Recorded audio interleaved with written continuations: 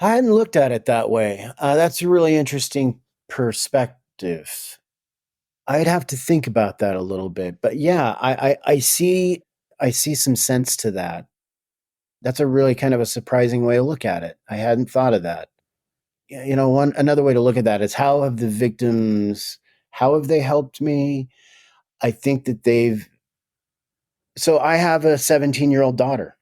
She's on the cusp of being 18. There are two sides of this. One is when one of the things that made me so depressed is when you're dealing with looking at these terrible, brutal murders of young girls the same age as your daughter. It's hard for you not to put your daughter in that space of the narrative, right? But the other thing too is I cherish every day that, I have with her because I know the fragility of life. And the victims have given me the gift of being present. I don't know if that makes any sense at all, but yeah.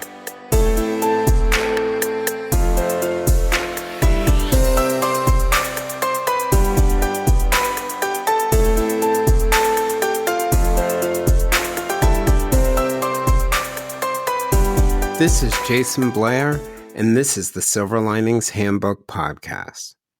That's Brandon Schrand, an essayist, an award-winning author, and the host of the Snake River Killer podcast.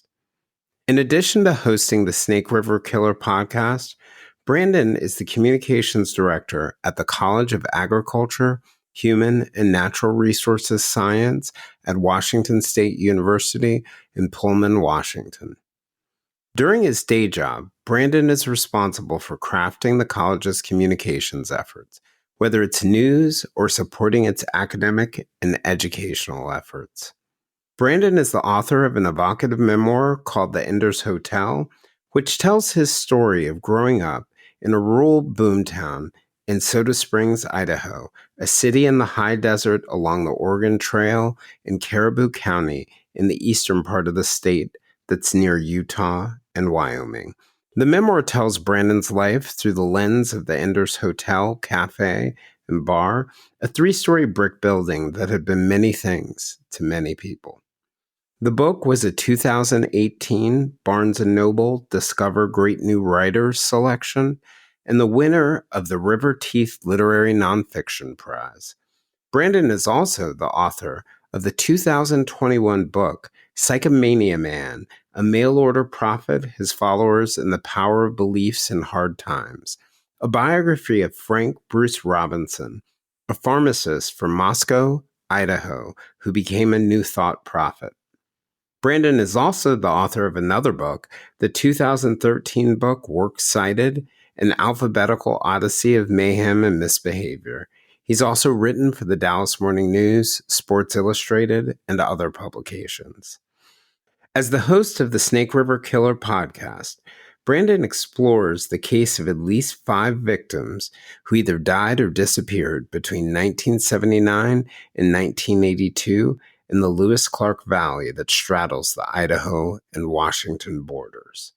Coming on the heels of Sarah Koenig's Serial, which was a podcast that investigated the murder of Hhuman Lee and the conviction of Adnan Syed, and Your Own Backyard, Chris Lambert's exploration of the murder of Kristen Smart that led to the arrest and conviction of a suspect, Brandon has explored the known and named suspect in the case, a man who worked in a theater and lived in Idaho and Washington State, and who now resides in North Carolina.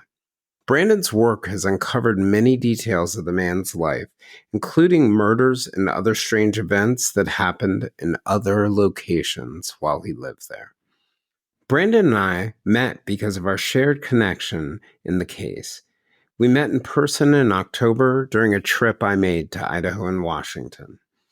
In a day and age where true crime podcasting and television has become a mainstay, investigative podcasters take on a special burden of diving deep into emotional cases, which takes a toll as they explore deep social issues and fight for justice. It's something that happens with all sorts of investigators, whether they're the police or journalists, and it's something that we rarely explore. Today, we're going to look into those issues, explore the emotional toll of working on these kinds of cases and discuss what podcasts like Brandon's are truly looking for on the inside and looking to accomplish.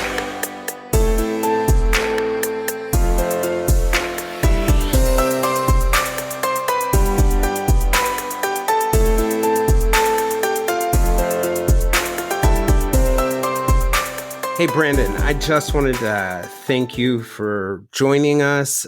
I was just thinking about the idea that I never really, well, first of all, I'm honored to have you on. I never imagined we'd be having this conversation. I originally tripped across your podcast because I was very interested in the disappearances and deaths in the Lewis Clark Valley, and wanted to keep up with what was going on in the case. And I was really impressed when I came across your podcast for a lot of different reasons: the research, the storytelling, your ability to sort of really connect with your listeners as you investigated the case. So I was super excited that not only was I finding out more about the case, but that it had the potential to move it forward. And, I think overall, one thing that really kind of struck me was just your creativity and also the humanity of it. And so that's what led me to reach out to you originally. And we had a chance to meet in October, which was awesome. Yeah. And I just wanted to thank you, man. Well, thank you. Yeah, it was so cool meeting you and getting to know your podcast and how our and seeing how our interests converged. And so it's been a real honor on my part. Oh, very cool. Very cool. I wanted to just sort of like start by asking you a little bit about how you ended up deciding to sort of explore this topic on the podcast. And I was just curious, did you originally find the topic and want to do a podcast, or were you interested in doing a podcast and found the topic? It's such an interesting way to ask the question. So like so many folks that are interested in this platform, this space, I kind of cut my teeth on podcasting with Serial. And I remember listening to that going, this is such a cool medium for storytelling. And as a writer, and I know you feel this as a writer as well, I really love that platform of writing for print publication. But what else is there? And I just wanted to challenge myself and go, well, maybe I could do that.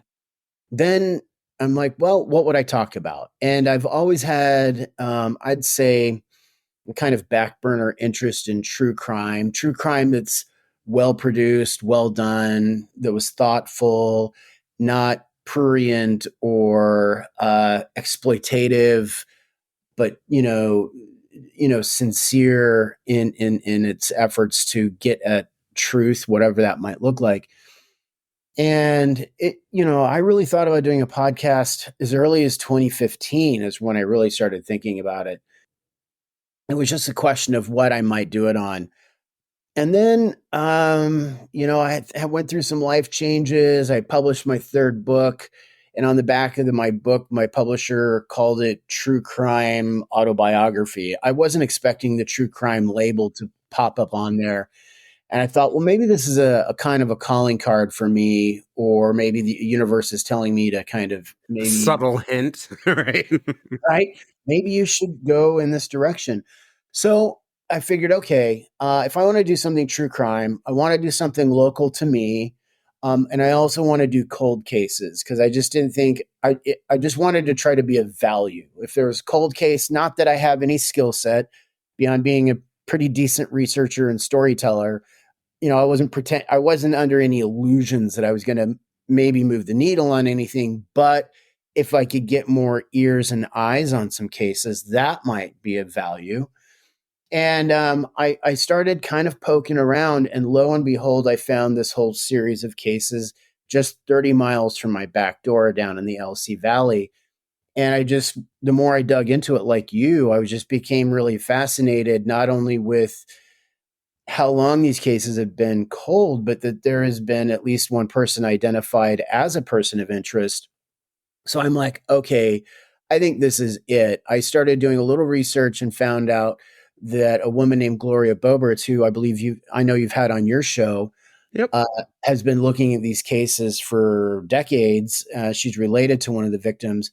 So I said to myself, the first thing you need to do is reach out to Gloria, talk to her, see if it would be okay, if she would be all right with that. And we just hit it right off. And I just hit the ground running with her blessings and her help.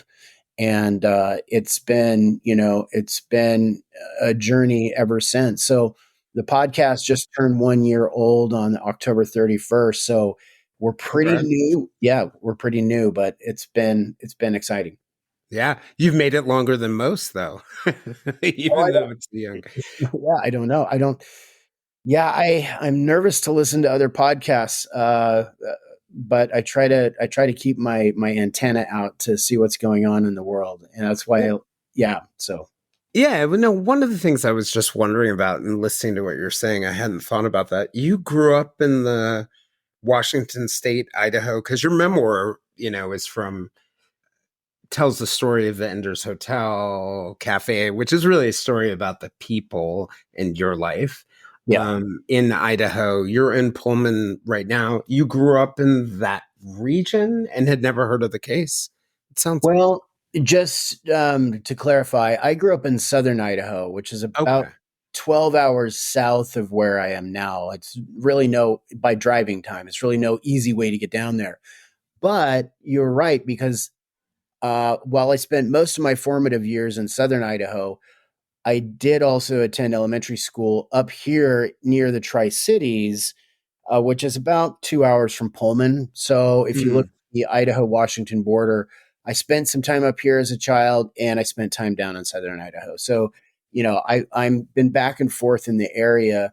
And no, I hadn't heard of the cases. And I asked my parents too, because, we were in the Tri Cities in Richland, Washington, again, about 2 hours from Pullman in 1979 when Christina White went missing. And I'm like, did you guys hear about this? And they couldn't remember hearing about it either. So, uh, it's a little bit shocking and disconcerting that these cases aren't as known as I think they should be, even back then Yeah. and especially currently. Yeah. I mean, it was very sort of, I had a very similar feeling when I first came across the cases. I was like, wow, how could this many deaths and disappearances happen in such a short time window, so close together with a sort of known suspect, and nothing had really happened. Nothing had really sort of happened. What's a quick summary of the cases? Like if you were to sort of sum up those core cases. A quick summary would say, if we just look at the valley, the LC Valley itself, you begin in April 28th, 1979. A 12-year-old girl named Christina White goes missing during a little county fair, teeny tiny town, 900 people. She vanished from a home. She was last seen at a home where our person of interest had been living at the time with his girlfriend. And, it's 1979. It's a sheriff's office of maybe one sheriff and a couple of deputies. They didn't really have any homicides at the time. Their mind didn't really go toward homicide. So they thought 1979, oh, it's a runaway. Maybe she just took off somewhere or whatever. So it wasn't really treated seriously at first. But they kept nudging the case along. And then 2 years later in 81, a University of Idaho student by the name of Kristen David was riding her bike from Moscow, Idaho, just up the hill from the valley, about 35 miles or so. She was riding down to the valley on her 10-speed bike, and she went missing. And then about 4 or 5 days later, her remains were found in the Snake River in black plastic bags. She had been dismembered. So you've got two girls who have gone missing, one of whose body parts had been found, obviously a murder situation. So the investigators are kind of really distraught over this. They kind of ratchet up it a little bit. But then, really, what kind of galvanized it all was a year later, after Kristen David's disappearance and eventual murder, on September 12th, 1982, three young college students go missing on the same night in Lewiston, Idaho, again down in the valley. Two of those victims, their bodies were found a couple years later in 1984, obvious homicides. The third person, Stephen Pearsall, has not been found. There was early speculation that maybe he was complicit in the disappearance of the two girls on the night of September 12th. But the law enforcement has since more or less, they believe that it's the work of someone else and not Stephen Pearsall. They now see him or believe that he was a victim as well and not a perpetrator. So in a really short amount of time, between 1979 and 1982, you have five young people between the ages of 12, and the oldest would be 35, but the other ones are right around 20, 21, 22 years old, who go missing in a very sparsely populated geography. You've been there, and it's a bigger population now than it was back then, in a very remote stretch of country, in a very rural kind of place with a very low crime density and especially violent crime. And so, that's distressing, I think, to say the least. And I think that law enforcement certainly felt that same way. What they found during their investigations is that the man who was living at the house in the tiny town where Christina White went missing from, he was also in the theater the night of the three college students that went missing, and they all had ties to that theater. So now you've got a guy who has connections to at least four of the victims in these cases. So that's maybe a little bit of a clumsy summary, but those are some of the major aspects of it. Oh, I thought it was a great summary of it. And yeah. And I think, if we were talking about a place like New York City, or we were talking about even Boston, Baltimore, I mean, Sure. pick your city, San Francisco, it may not have been as odd, but I think even in a big city, even if it had been New York City or it had been Baltimore, for that many people, when you're thinking of the suspect, to Right. disappear around one person is Yeah. with some connection to one person sort of stands out. I Yeah. am, in thinking about, you brought something up about the idea of, we were talking about, your parents not knowing of the case, you not knowing of the case.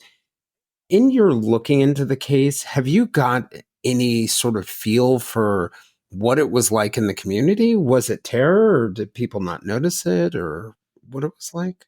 Yeah. So one of the things that I noticed is, so it's the early 80s, and you have small towns, and you had two universities and a college, all within about a 30-mile, kind of a triangle, if you think of it that way, 3 points of the triangle with three different schools.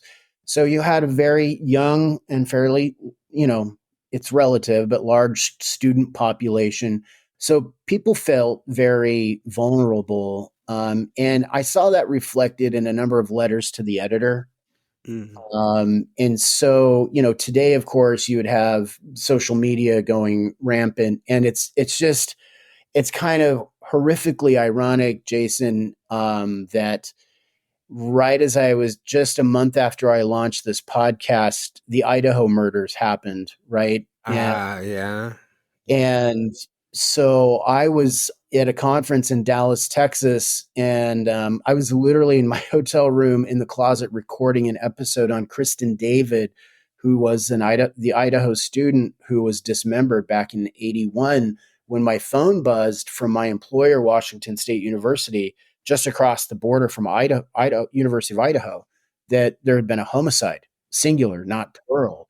And so I contacted my sources and said, "What's going on?" And of course, we all learned what had happened. Right. And one of the questions that came up in the specter of all of the Idaho murders and those cases, and me looking back at the LC Valley killings back in the late 70s and 80s, was how did the community react? React. Right.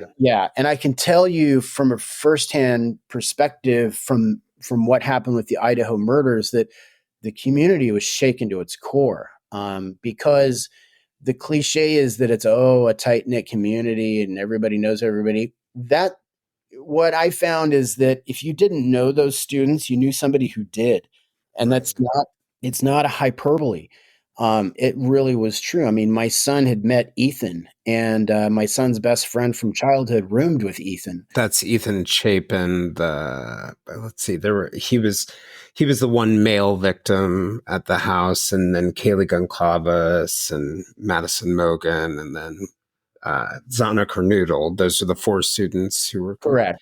Yeah. And so it turns out that, my son's a member of the same fraternity that Ethan Chapin was in. And so my point is that it was really hit really close to home. And it turns out that the suspect, Brian Kohlberger, worked in the college that I worked in. And so we had to figure out what kind of exposure he had in our college. And it became Mm. very real, and it rolled right up onto our front doorstep. So for So you, like two worlds were colliding, like one very much in the present that must have been a lot like what the past was for the people who were in the valley. exactly. So if I could extrapolate from anything, I could, you know, the difference being that now you have podcasters and bloggers and web sleuths and everybody, and the internet was just alive, as you know, with the Idaho murders.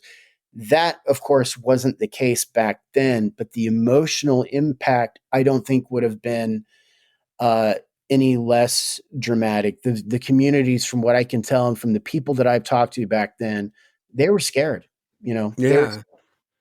Yeah, and it's probably, it's hard to even think of sort of pre-social media times, but that same panic and worry that we see on played out on social media right now, happened in people's living rooms and at church and at the, bingo hall or wherever it is that people were going. Yeah. And the same thing with rumors and, Yep. potential suspects. So to me, it's an interesting time, I think, probably when your podcast came both for Idaho and the area, and an interesting time to go into podcasting. One of the things that you had mentioned earlier, you had said that, you were really interested in sort of powerful, impactful, and not sensationalistic true crime. Mhm. Just, and that is one of sort of like the broader debates about true crime right now. Is it entertainment? Is it Right. journalism? What is it? And I was just curious, like, and thinking about what initially attracted you to this and this kind of story. What does it sort of mean to you? And what do you think about that sort of general discussion?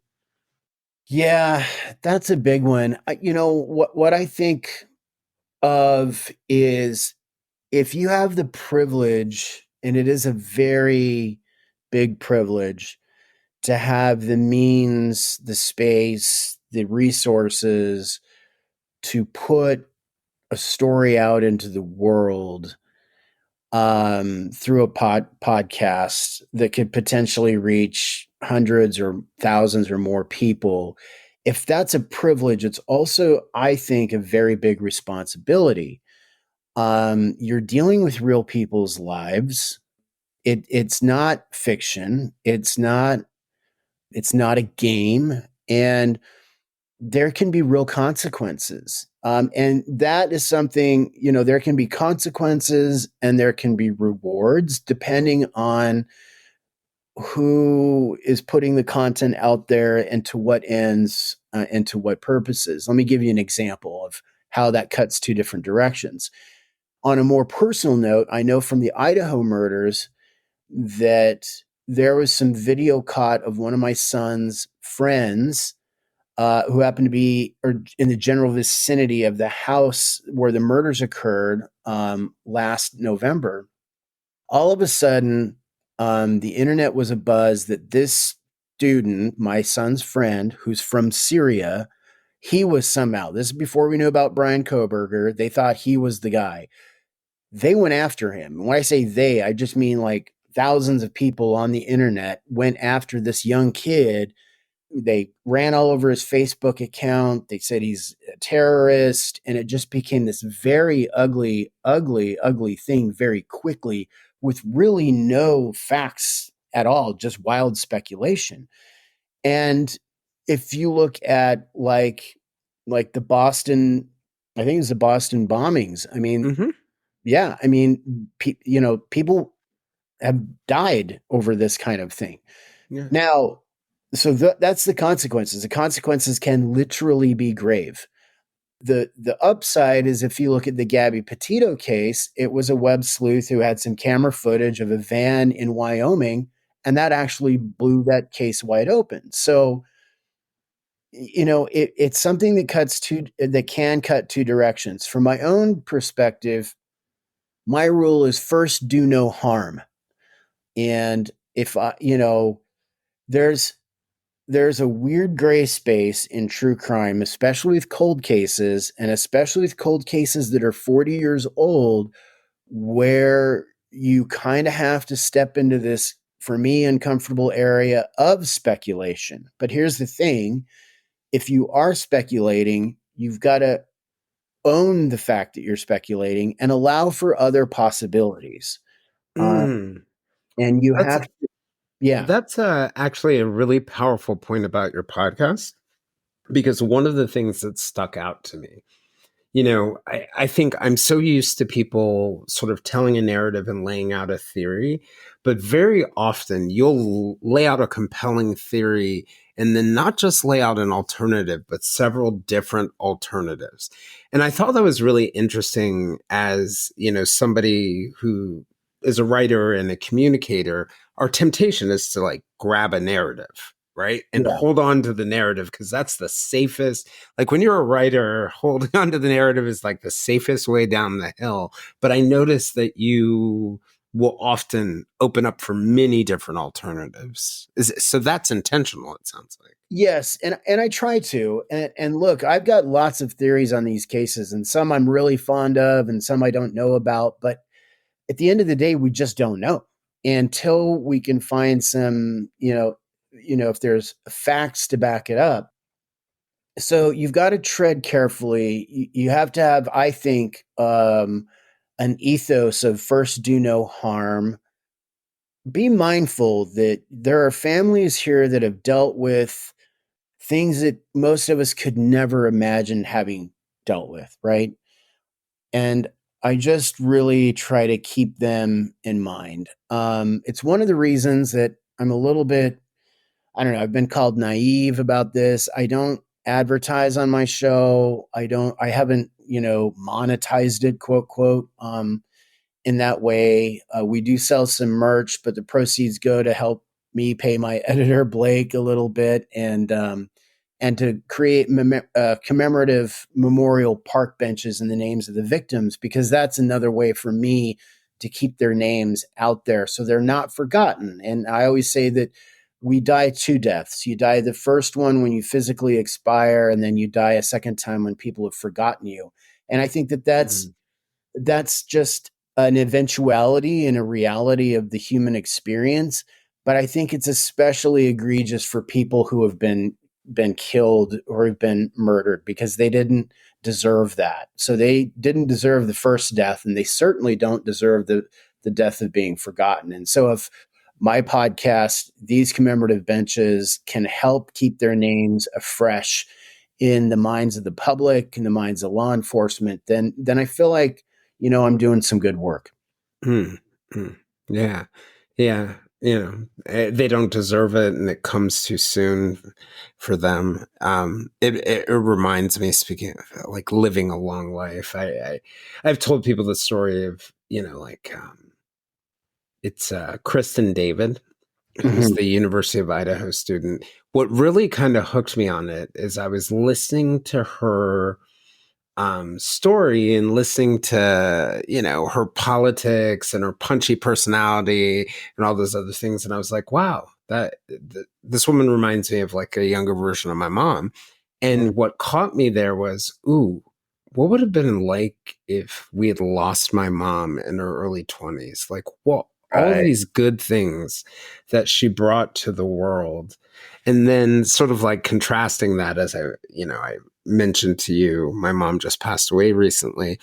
And I was at a funeral down in the area where she grew up. It wasn't her funeral, but the pastor got up and he mentioned my mom's father who died in 1981. They're still talking about him. Wow. So it's that idea that like we do go on beyond Yeah. our lives, but these victims who die young have less of an opportunity to contribute to the world in a way, I guess is what I'm saying. Right. And that makes it even more tragic, right? Yeah. Because, you know, how A much hundred good. percent. Yeah, I find it so fascinating that you took the Kristen David example and then asked the question about your mom, right? That's a way of making that story not real, but thinking about it in a way that resonates at a different level. And I think that when you look at it that way, it's easy to say, yeah, I think the world was very likely robbed of something, of this great potential that could have been there. If she could have gone on to do these wonderful things and we would have been richer for it. And we were all kind of denied that. And her family certainly has been robbed of that, and that's where the tragedy is, as you say. Yeah. Well, one of the things I'm just curious going into the podcast for you and exploring this topic, what was your original goal, and has that changed over time? Is it evolving? My original goal was to figure out how to buy a microphone on Amazon and I'm still trying to figure out how to do right, that. try to figure out how to turn it on and all. I didn't know how to do it. So I didn't really set a real long goal for me. I guess in an abstract way, I counted up the folks that we could, with some certainty, the victims that we could connect to the person of interest and tell their stories and kind of what happened, and then just see where it went.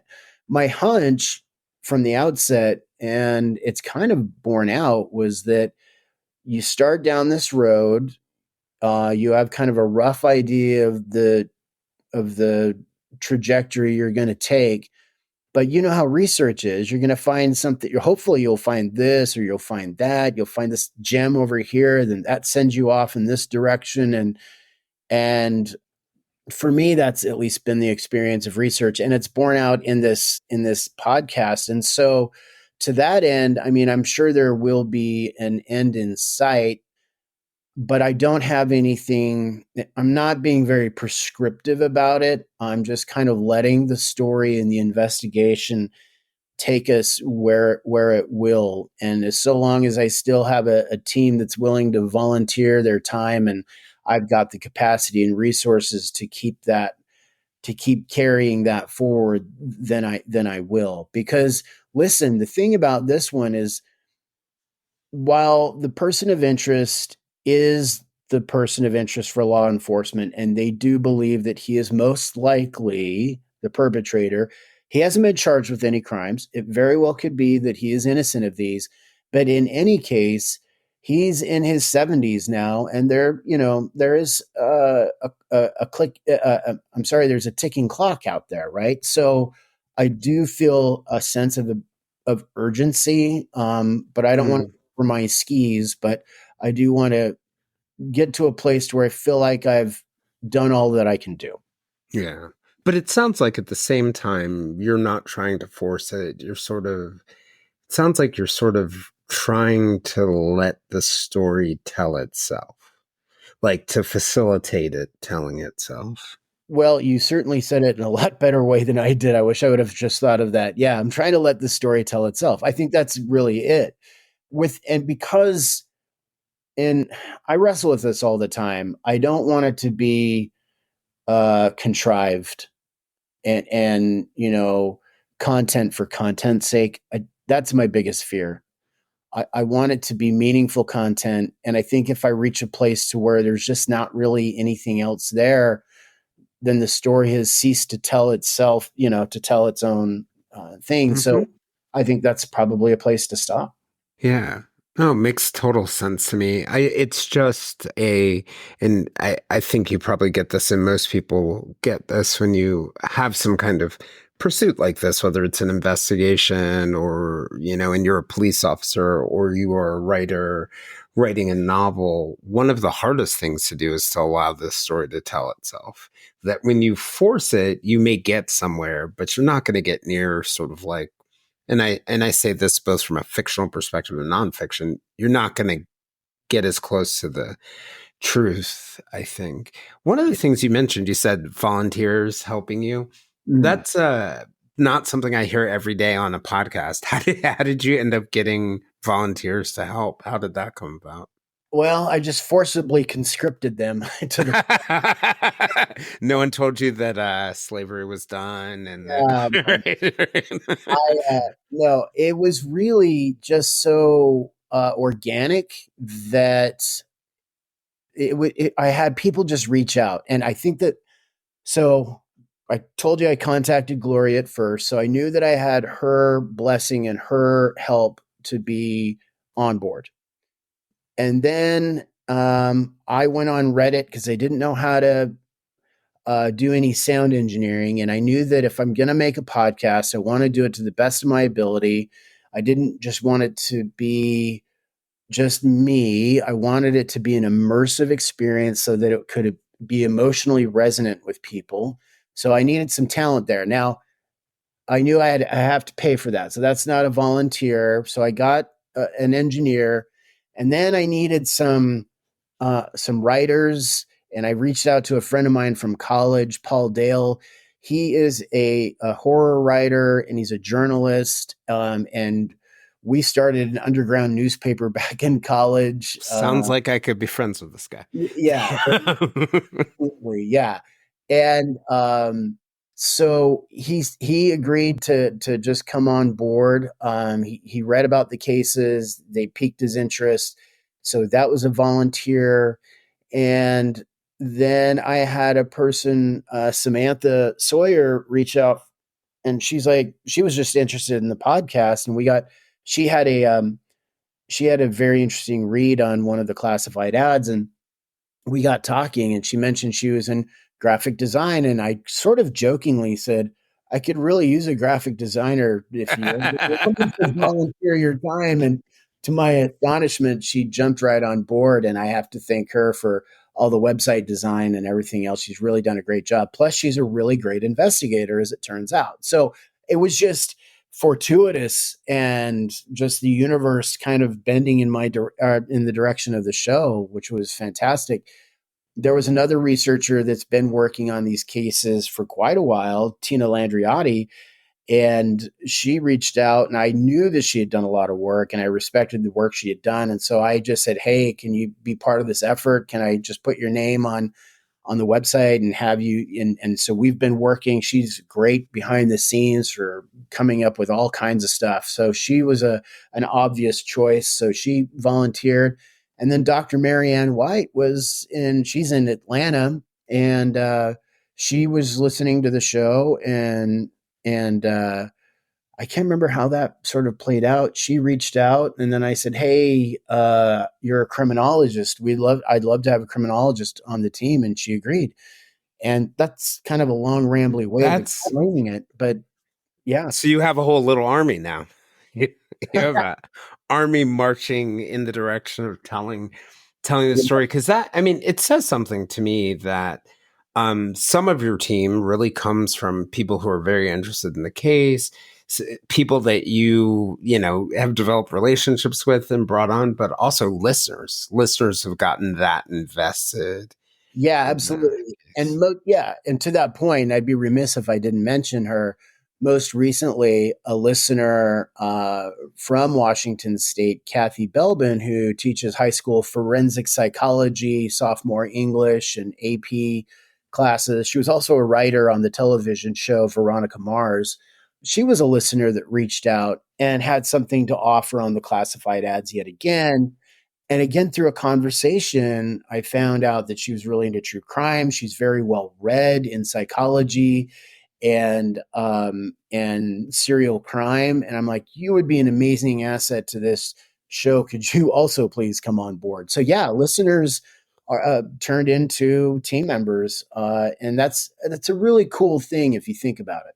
Yeah, and I think it's one of the powers too of this form of sort of true crime investigative podcasting is that it's not just it's not just you as the podcaster. You have an opportunity to harness listeners or catch someone's attention and they remember something from years before where they can contribute this way.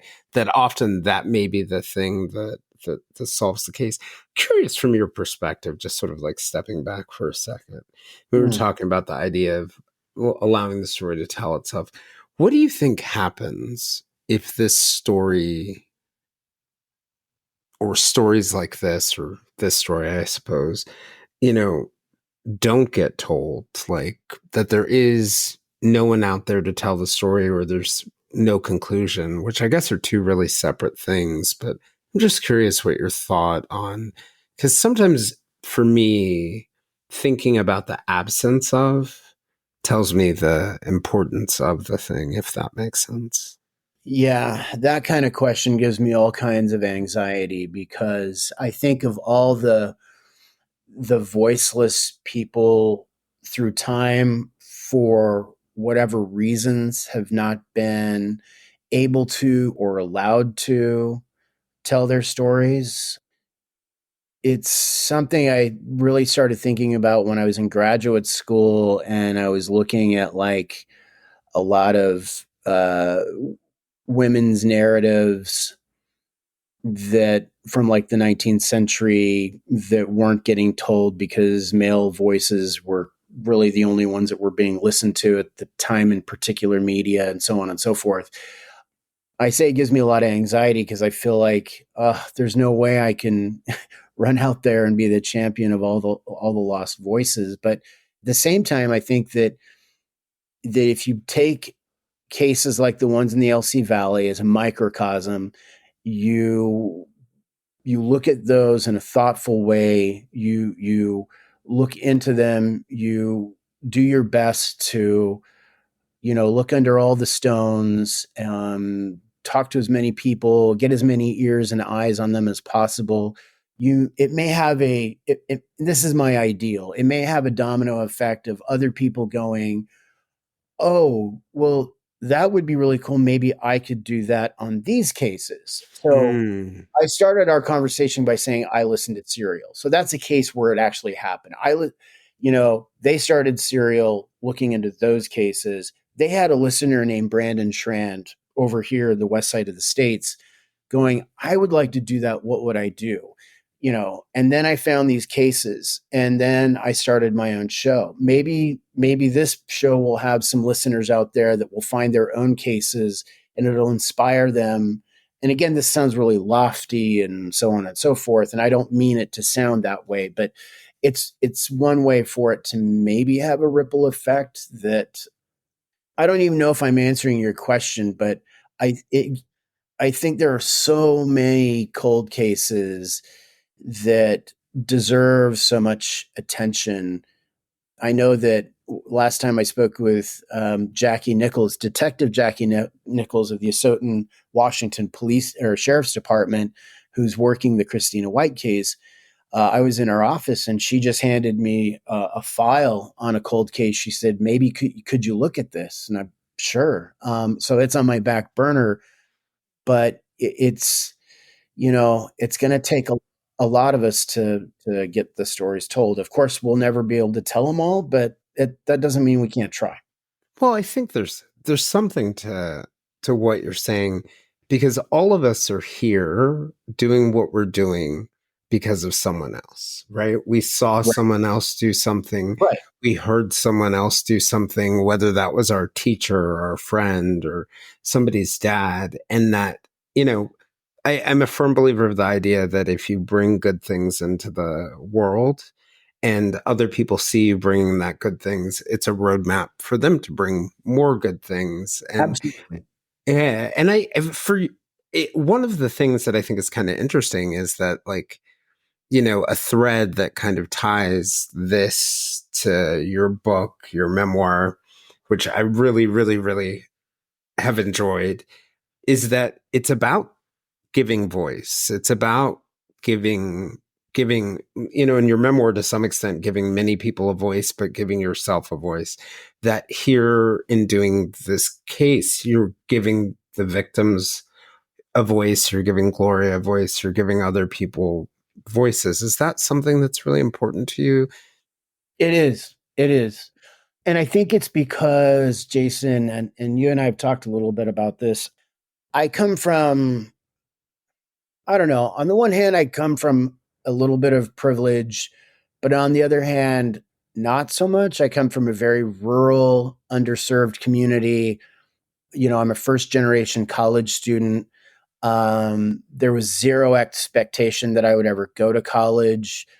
And there, I wrote that first book to give voice to a segment of the population that I felt like just never really got, they just kind of got left behind or something like that. Very working class, very rural, not a lot of education, but yet lived often hard, but sometimes rewarding, sometimes tragic lives, but lives worth mentioning, worth knowing about, I guess, if that makes any sense. Right. Oh, Um, absolutely. yeah. Yeah. I think that's part of what propelled me into journalism, is the power of being able to tell your story, and the power of being heard, how powerful that can be for people in their lives. And then also realizing that you can do good by facilitating other people's ability to tell their story. I mean, I Right. think that can have, I could sit and I could talk all day about myself or whatever it is. And, some people would get something out of that. But if I can provide a means that makes it easier for someone else to tell that story, there's someone out there who's going to hear what you're saying, Brandon, right now, about growing up in a small town in Idaho. And it might touch them, and it might inspire them, and it might give them a roadmap. So I completely relate to what you're saying.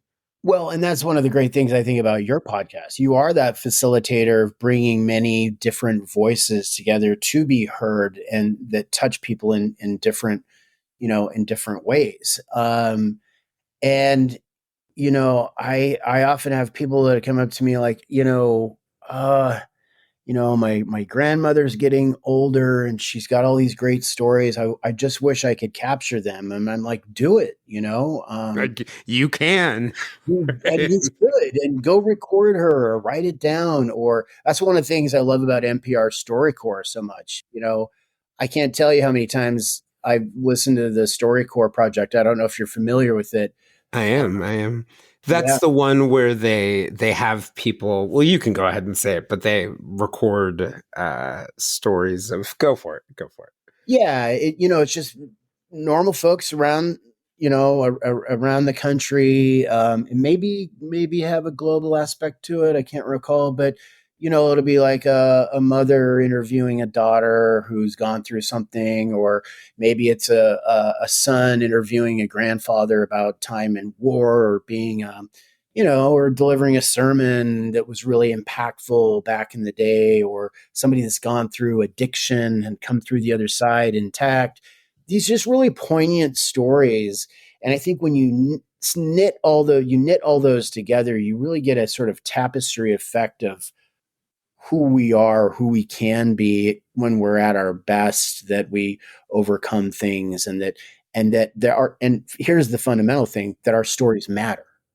A lot of Yes. people don't think that their stories matter. They somehow get convinced in life that their stories, well, it's just me. Oh, it's no, who cares or whatever. I'm like, no, you have an amazing story. Your story should be told because other people can can heal from hearing your words. So they know that they're not alone, that they didn't have, they're, that you went through this, you walked a mile in those shoes. And just the fact that they can read those words or hear that story, that'll make them feel less alone and maybe inspired to be able to take the next step in their own lives, if that makes Yeah. sense. Oh, completely. I was once asked recently by a listener, what is the most important thing to interviewing someone and helping them tell their story? And I said, well, that's obvious. It's very obvious. Hmm. And they're not, it's not research, it's not anything like that. It's listening, right? Hmm. That that the real power is the ability to listen. And it reminds me of this story. I think I was going to Boston, and I was supposed to take the Excella train, which just Yep. like has a couple stops and flies up. But of course, I bought the ticket for like the slow train that has like 23 stops on the way to Boston overnight. But by that whack of circumstance, somewhere in New Jersey, I think, or it might have been in Maryland, I ended up sitting beside these people who were from a church. They were going to Boston. They were from South Carolina. So they had been on the train for God knows how long. And I ended up sitting next to this woman, this older white woman who was from Savannah, or not Savannah, near the Savannah River site, which is on the Savannah River in South Carolina. And she starts talking to me, and I'm just listening to her. And she tells me this amazing story of how before the Savannah River site, which was built for nuclear research and, preparing America for its nuclear weapons, they literally took her whole town, lifted it up, lifted up all the houses, and moved them on the highway because they were concerned that the neighborhood that she was in, part of the land was going to become a part of the site, but they didn't want Russians buying houses to spy on them. Oh, So wow. she told me the whole story of her town and that cul-de-sac and what happened to those people and how it changed their lives and stuff that I would have never found in any newspaper. And that, Wow. it struck me because it reminded me that the real most important thing to storytelling is to be a connoisseur of life and listen. And so I was going to ask you about that part of it. What are your thoughts on that? Do you think listening has a great power in these areas? It does. And I think, and here's, I think it's so important right now, Jayson, because when we live in kind of the total noise and simultaneity of live streams and texts and TikTok and the maximalist inundation of media where people are pumping content into our lives, it's more important than ever to listen to what people are really needing to say. So, in other words, I can talk, talk, talk, talk, talk. I'm pretty good at it, whatever, and I can do that. But listening relates to me to storytelling in this fundamental way, that the power of narrative, when told compassionately in a way that's designed to be heard, but that's created in a way that's done by listening, there's redemption there. There's Mm-hmm. redemptive there's redemptive a redemptive quality in really listening to someone, and not listening so that you can get the next word in, but listening. And there's redemption in narrative that's told for a good, for a bigger purpose and not self-serving narrative, if that makes any sense. Oh, yeah. And I it mean, ties back kind of what you were talking about in the beginning, about the type of sort of true crime or type of narrative that you're interested in isn't really about serving you. That when you are entrusted, right, with right. telling someone's story, it's really about them. It's about compassionately and empathetically and powerfully. No, so it makes complete sense to me. Yeah, I don't, and this might sound maybe overflown or too high flown rather, but there's something sacred about the narrative exchange. Storytelling has been around since we came from the primordial ooze or whatever. It's the most basic way to learn, to heal, to connect, It's the way to we understand everything about the world around us. absolutely. And you know, and so if you find yourself so fortunate as you and I think I as we are, that we have the gift of listening, we have the gift of storytelling. I think it is a sacred obligation. I don't think that word is too big. I don't think it's too weighty. I think it's apt. And I think that there's a redemptive quality to it. I will say this. I don't want to say that I'm that people that monetize their podcasts or have ads or anything like that. I'm not against that. I think that makes practical sense to me. Mm-hmm. That's just not the thing that I'm doing, and I would never judge anybody else for the way that they tell their story. But I know that the podcast that I wanted to create, I wanted I wanted to do the best that I could with the resources that I have, the whatever quote little talent that I might have, because the victims deserve no less than the best that I can offer. Mm. And Yeah. that's it. Yeah. That's all. I have to, I'm always pushing my sound engineer. I'm pushing myself. Yes, I script my episodes, but I hopefully write them in a way that they don't sound wooden or overly stilted and scripted. I try to keep it conversational, but I write it because I want to bring my writer's aesthetic and sensibility to it, because that's where my love comes in. That's where my compassion comes in. That's how I engage. And so I really throw myself into it 100%. And I couldn't do it any other way. Yeah. Well, one of the interesting things about your podcast to me, and maybe this is just my own projection and over relating slightly, is, I meet a lot of people who are puzzle solvers, right? They like to put pieces of puzzles together. And you mentioned the ads. One of the things about the classified ads you were talking about is that the suspect is believed to have left several messages in some of the ads. And I love the puzzle solving. But I don't meet a lot of people who are often puzzle solvers and empathetic storytellers. And there's this same thing I told you when I met you. What did I spend? Maybe we spent some time, eating with on the Snake River. Then we visited some of the sites with some other people. But Mhm. you and I were talking on our own up in actually Moscow, Mhm. or Moscow, excuse me. Yeah. Um, Yeah. and I instantly felt like with that time I had spent with you before, and about 5 minutes into that conversation, I thought, this guy feels it all. Hmm. And in my body, it almost went from, yeah, I know I'm here for this case right now, but this guy is feeling every piece of it, every footstep, every heartbeat, every loss that people have experienced because of this. He's feeling all of it. And how do you, for you, if my conclusion is right there, how do you manage and guide yourself through a process that's it sounds like it's so emotional?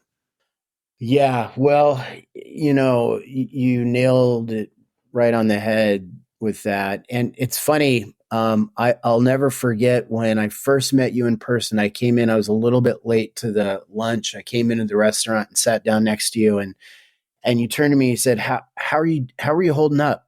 Or how are you doing? There was like this moment there where Mm. like you were looking into my soul and you saw what I had been kind of dealing with, because that was in the summer, late summer, and I had been on hiatus from the show for a while because I it look, true crime, when you're in it that deep, it gets dark, and I don't think that I don't know. It affects you. I became very depressed. I very discouraged. I just couldn't. I couldn't look at it anymore. It hurt. You know. I will be the first to admit that there's been times where I've just literally broke down emotionally, dealing with this stuff, wondering if I could ever carry on. And Mm. if that's maybe an overshare, but I'm also, I'm trying to be more open with like my own mental health struggles, challenges, and Hmm. and Can I strides. tell you, Brandon, what it was for me that got me thinking about that? Yeah. I heard it in your voice. In the last episode you did, I heard it in your voice. Wow. You know, I I heard the voice as someone who has struggled of someone who is struggling. Hmm. And so I was actually maybe the one listener out there who was really glad an episode didn't come out for a while.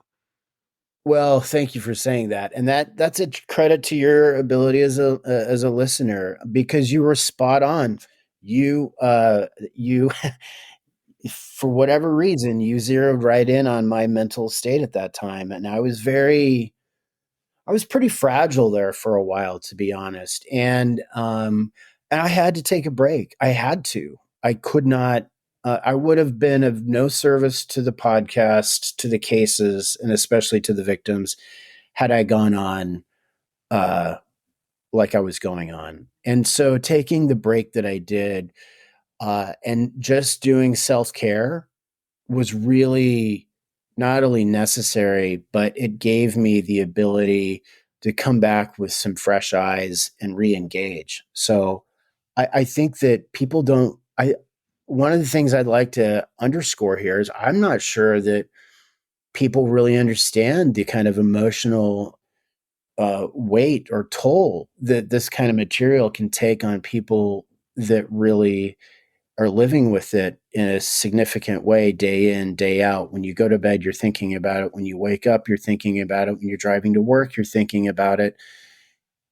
There's no way that it can't take a toll on you. Right, right. And I think, you know, one of the things that I think people may not also understand being in your position, and you hear like homicide detectives talk about it sometime, you know, like as an outsider, it might be simple to say, hey, why don't you take a break? Mm. Right. But that idea of taking a break, that fear that if I take a break, I'm somehow going to miss something. And then somehow, and I think people can see this if we parallel it to other parts of it, and then I'm going to miss something and somehow it's going to get worse. Then I'm going to fail. And you use that word sacred, right? The sacred Mm-hmm. duty that I have.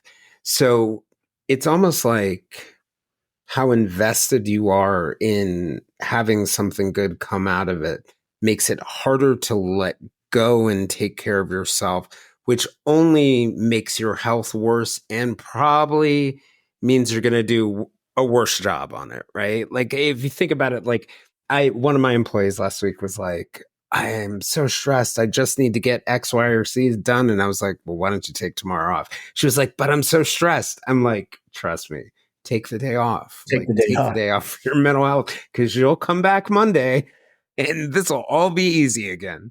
Or, but I mean, you know what I mean? Like, it's Absolutely. very hard to let go.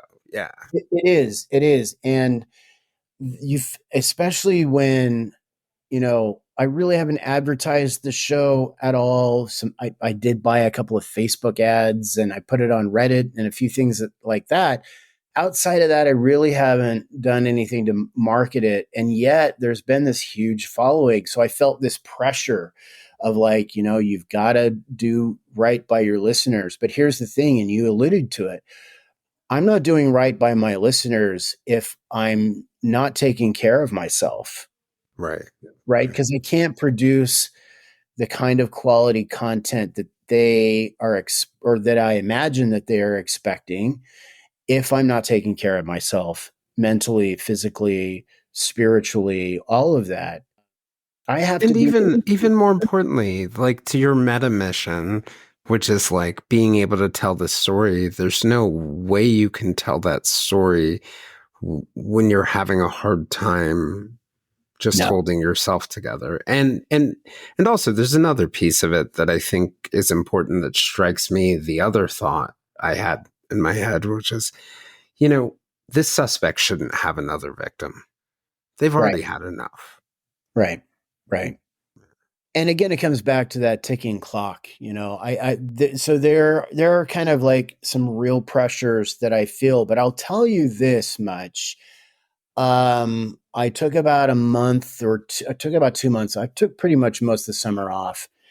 And in all the emails that I've received from listeners, and I get a lot, and a lot more than I ever thought I would get. And I try to respond to all of them. And I believe I have.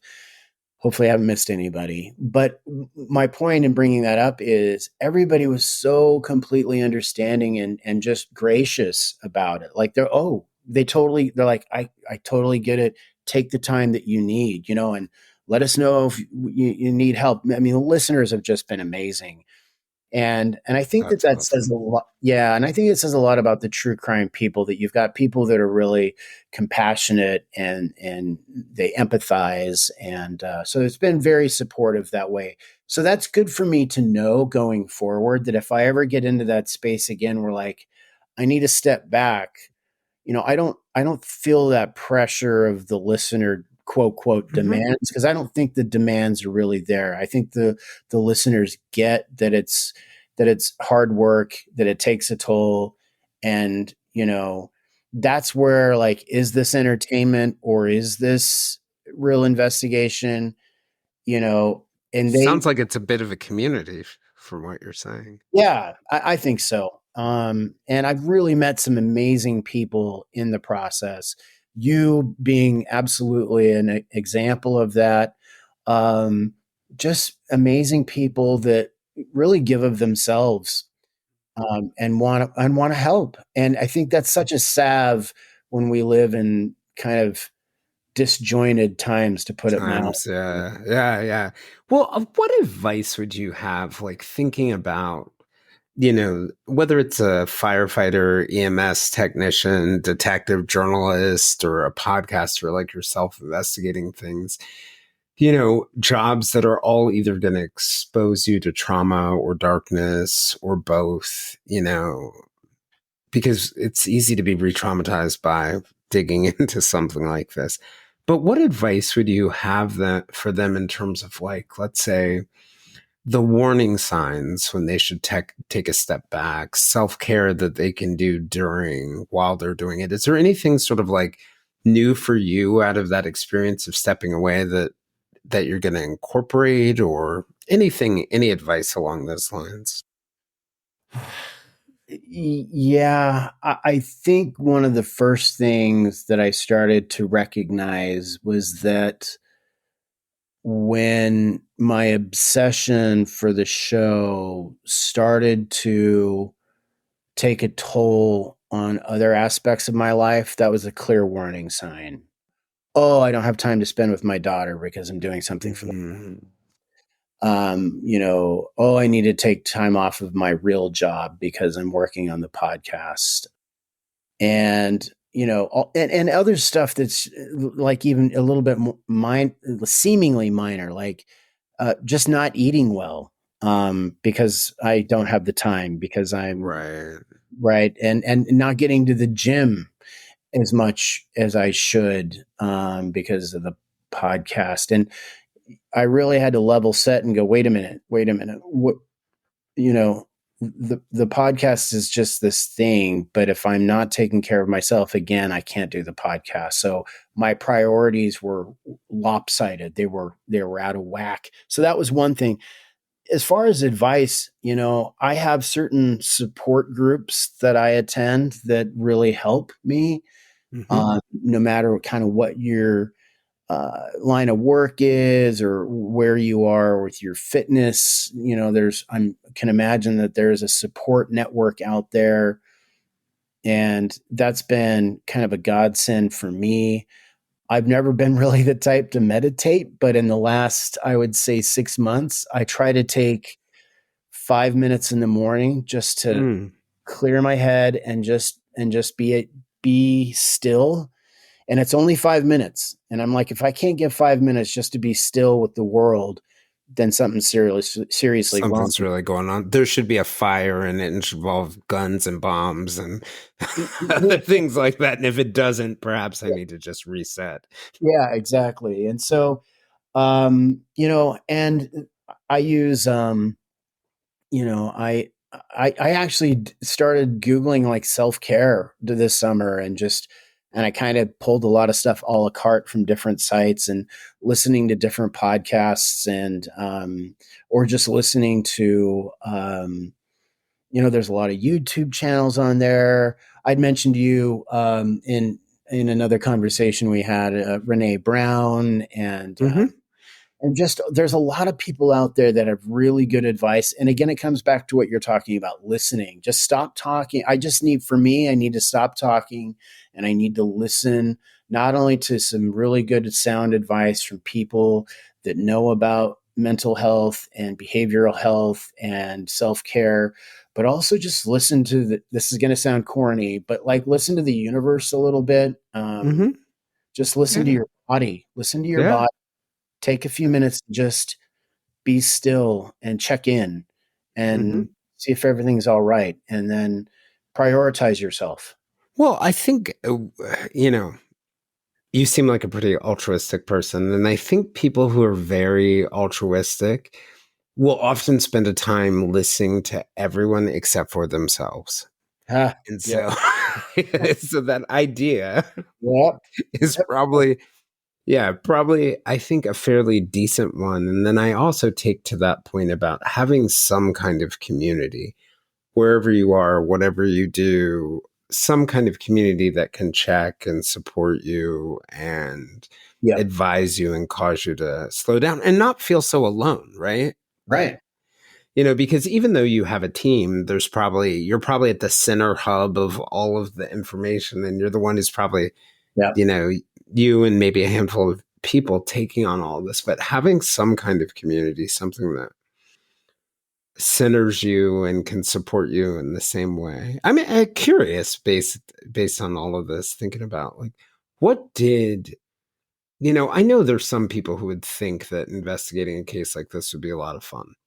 But you get really under the covers, and it's probably, it's not the kind of thing that's going to make you feel safe, or it's not the kind of thing that makes you think that you understand the world, or it's got a lot of darkness in Hmm. it.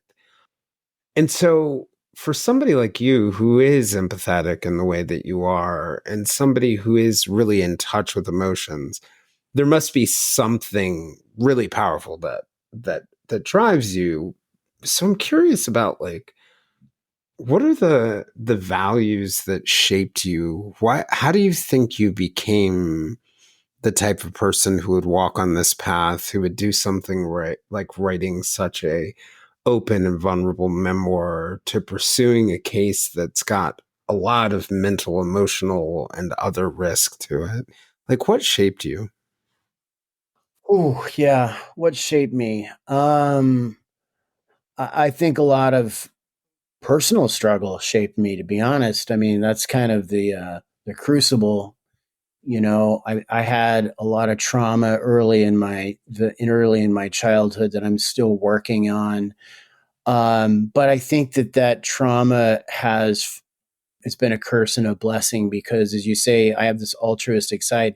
I often describe it as saying that my emotional nerves are on my skin, right? Like Mm. you said that you heard I feel everything, and I think as a writer that is such an asset because I am moved by things, I think, more deeply than a lot of people, probably more deeply than is healthy for any person. So being empathetic and being altruistic makes me high risk for emotional, for like mental health issues. So I have Mhm. to recognize that.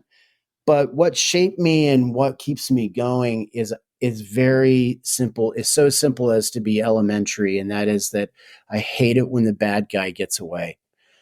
Hmm. Um, I just hate it. It's I have this weird thing about that, and Oh, I don't think it's that uncommon. One of my recent guests who worked in the FBI, she said the exact same thing. There's this like fairness thing for her. It's like it's just unfair for the right, bad guy to get away. yeah, You know, yeah. yeah. Go ahead. Oh, I was just gonna say, like the thing about the fairness and the bad guy getting away just made me think of something that, and this is, I think I'm pretty empathetic. I think I am, to the point where it can be a bit of a curse too. Yeah, But but with my empathy, sometimes I find myself feeling empathetic for the bad guy yeah, and uh, people are not in love with this piece of me always, but I like to tell people like everybody one day was just a baby trying to survive in this world.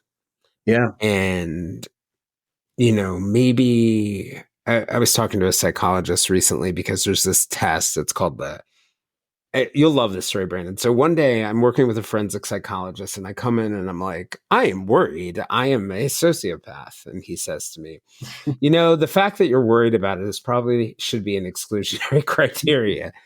But so I had him give me this test for for psychopaths called the hair, and it's called the psychopathic checklist. Okay, And so I did not score as a psychopath, so that's good good, news. But I good. scored above the norm. So I was closer to psychopathy than not, right? Mm, And it really made me think like how am I this empathetic and altruistic person? Well, it's kind of simple. It's very obvious because if the three pieces are your genetics and then the environment that you're raised in and the parents you have, I mm, probably lucked out on the environment and the parents. Other people luck out on the genetics, but I had wonderful parents, grew up in a wonderful environment. So mhm. for me, sometimes, even when I'm looking at the bad guy, I say to myself, wow, you know, I like to psychologically think I couldn't be that bad guy. But what would I be if I didn't have my mom and I Yeah, didn't have my dad and I yeah, didn't have the communities that I grew up in? Would I be more like that bad guy than I would imagine? yeah, And I think sometimes for me, I just really think that, like, you know, no one no one asks for that in the beginning, all those things to go yeah. wrong. Right. Well, one of my favorite books of true crime, and this it's like the benchmark for me that I'll never ever ever reach in a million years is Truman Capote's In Cold Blood, right? And Yeah, yeah. one of the things that a lot of people I taught that book in nonfiction writing classes a number of times, and one of the things that made people uneasy was the degree to which Capote really became almost empathetic toward the one killer in particular. His name's eluding me now, but you're exactly right. If you shuffle the deck on somebody's environment or genetics or parenting or whatever, who knows what you might get. I just picked up a copy of Adrian Rain's book, The Anatomy of Violence: The Biological Roots of Crime, and he's done all these brain scans on psychopaths. And what was really fascinating is that he did a brain scan of himself, and his brain scan, and the brain scan of a psychopath were almost exactly the same. Hmm. But what the difference was is he grew up in a very loving home like yourself, that prized, education and compassion and community and service and all of these things.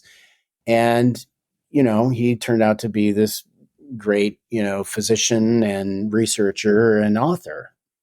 So it tells me a lot, that environment and trauma and all of those things that happen in the formative years, that.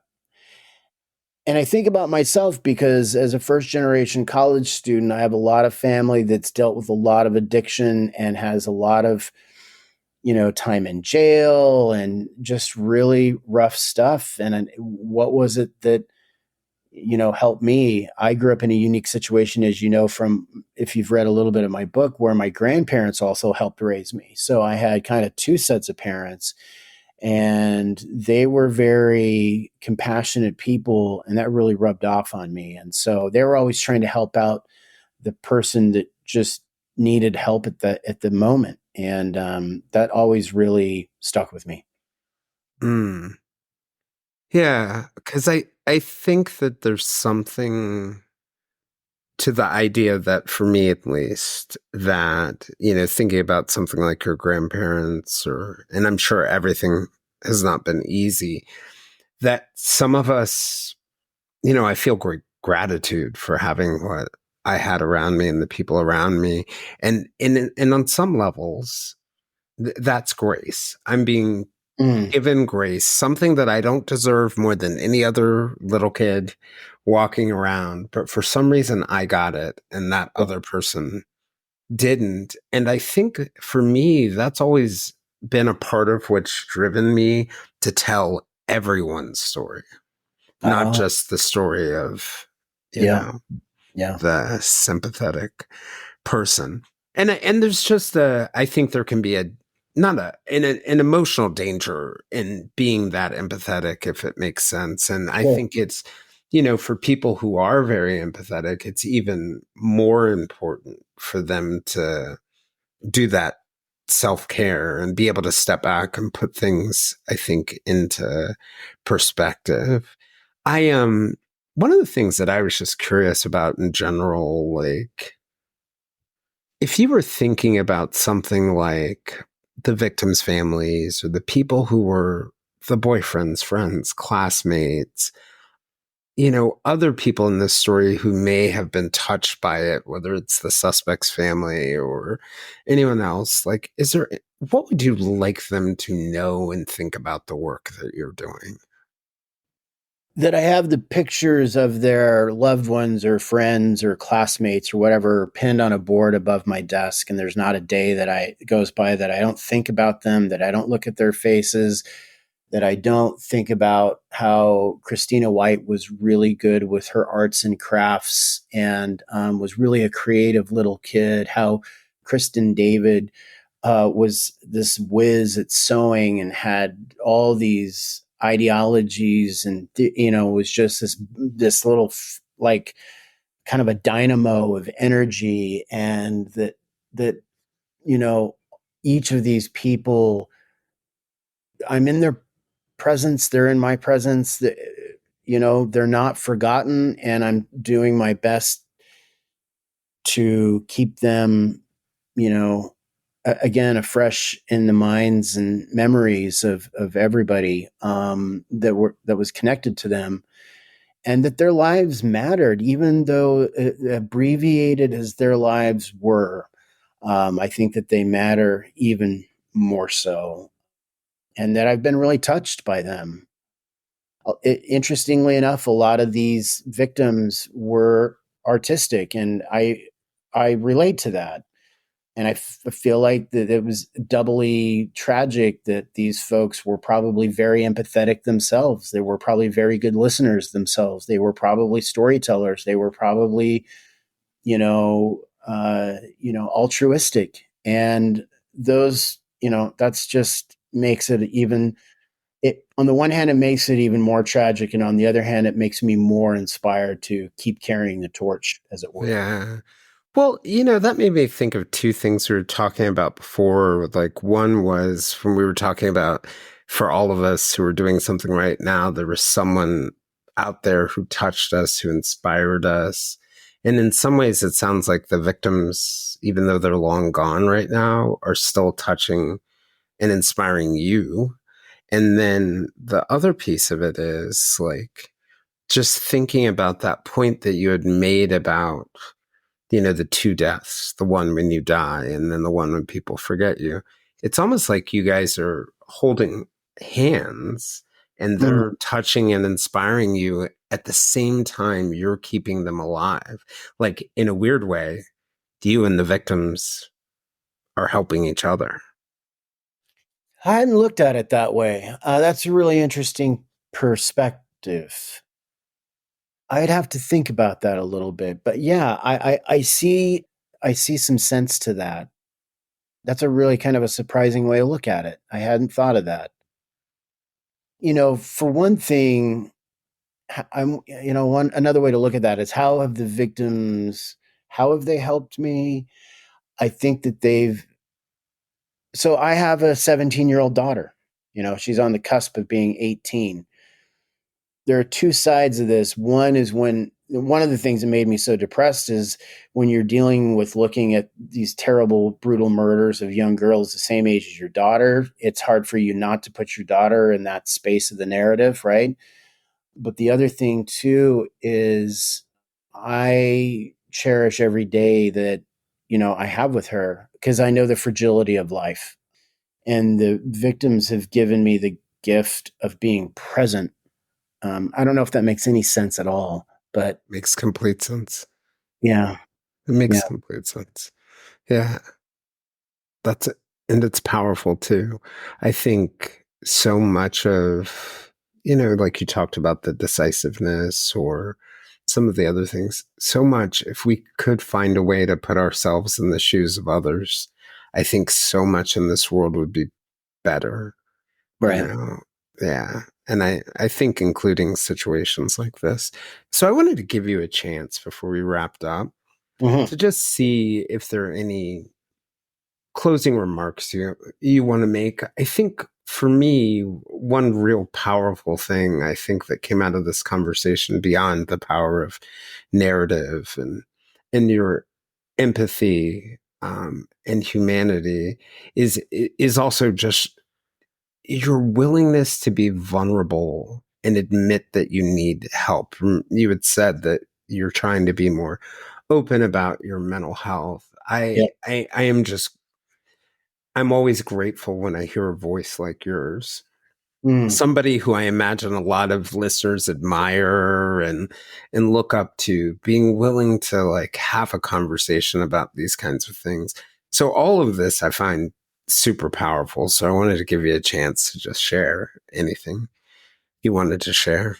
Yeah. Well, no, thank you. Let me just say thanks for the opportunity for having me on your show. It's a huge honor. I love the work that you're doing, and you know, uh, to just I think really it's we're in a really good in a way we're in a really good place right now in the world because really for the first time, at least from my limited perspective, we are now granted permission to talk about mental health maybe in a way that just wasn't the case 25, 35, certainly longer than that ago, years ago.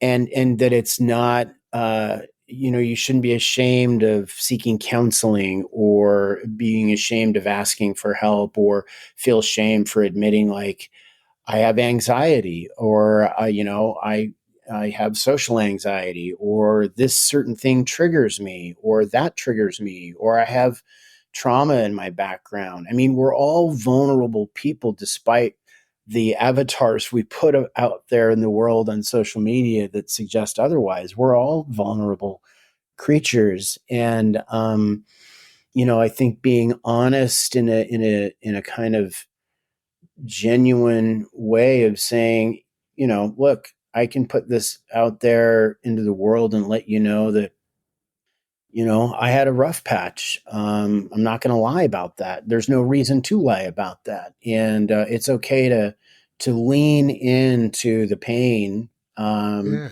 to ask for help, to seek it out, because that's actually part of the healing process. For me, it is. Uh, oh, I very much agree. And I think to your point, when you put that out in the world and you ask for help and you're willing to be vulnerable, not only you might get that help, but you might touch someone who touches someone who touches someone, and it comes back and touches Sure, you or your loved one or your daughter or sure, someone else. absolutely, absolutely. Happy holidays, everyone. This is Jayson Blair, and this is the Silver Linings Handbook Podcast. We'll see you all again next week.